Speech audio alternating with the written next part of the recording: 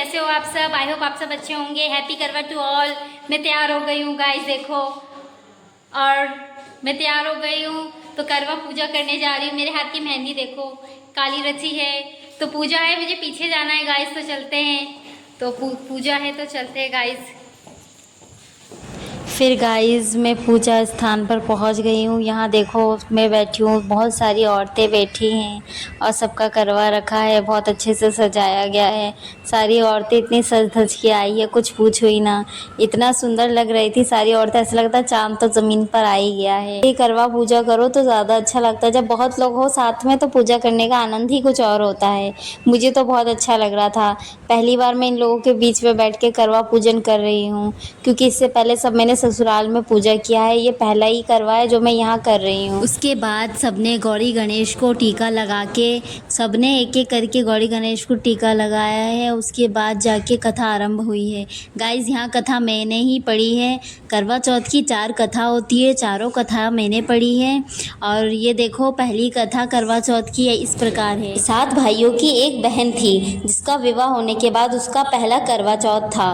सातों भाइयों से ये देखा नहीं गया कि मेरी बहन ने व्रत रखा है, तो उन्होंने छल से चंद्रमा बनाया और अपनी बहन को अर्घ्य देने को बोला। बहन ने अर्घ्य देकर व्रत तोड़ना शुरू किया कि पहले कौर में बाल निकला, दूसरे कौर में छींक आई।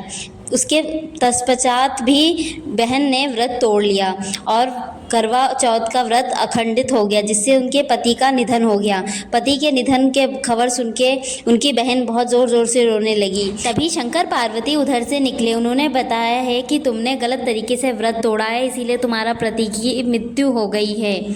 तुम अब घर जाओ, घर जाके देखो तुम्हारा पति जीवित हो उठा है। पर अगले करवा चौथ पर तुम अच्छे से ध्यान से करवा का व्रत रखना और चंद्रमा निकलने के बाद ही कुछ ग्रहण करना।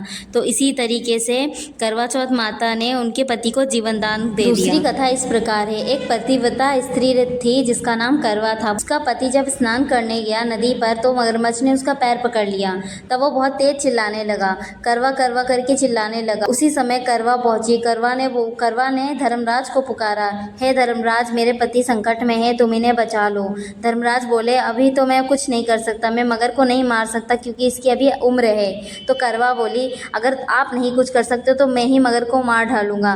तब धर्मराज बोले, अगर तुम मगर को मार डालोगे तो पूरा नदी नष्ट हो जाएगी। तब जाके धर्मराज ने मगर को मार डाला, जिसके कारण फिर धर्मराज ने बताया कि आज गणेश पूजा का दिन है, तुम्हारे करवा नाम से यह गणेश चतुर्थी प्रसिद्ध होगी। तभी से करवा चौथ का व्रत होने लगा, क्योंकि वो पतिव्रता स्त्री का नाम करवा था जिसने अपने पति की जान बचाई थी। इसी तरह मैंने दूसरी, तीसरी, चौथी चारों कथाएं पूर्ण करी। गाइज मैं अगर आपको चारों कथा बताऊंगी तो ये वीडियो लंबा हो जाएगा, पर आप लोग की ज़रूर ध्यान रखना कि करवा चौथ के व्रत में 4 कथा होती है, क्योंकि करवा चौथ की 4 कथाएं होती है। आप हमेशा 4 कथा ज़रूर सुनिए, फिर जाके ही पूर्ण फल मिलेगा। पूजा होने के बाद मैंने आरती करी।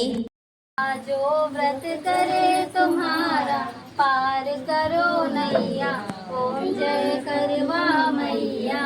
आरती संपन्न होने के बाद व्रत पूर्ण हुआ। उसके बाद हम लोग फ़ोटो खिंचाने, सेल्फी लेने लग गए। ये देखो मैं सबके साथ फ़ोटो खिंचवा रही हूँ, वीडियो बना रही हूँ, पर गाइस अंधेरा था तो कुछ आ ही नहीं रहा था, बस दांत और ज्वेलरी चमक रहे थे। उसके बाद हम लोग जैसे ही वहाँ से निकले वैसे ही पर्दा लगा था और यहाँ मूवी चल रही थी। कौन सी मूवी थी मुझे नहीं पता, आप लोग को पता तो ज़रूर बताना।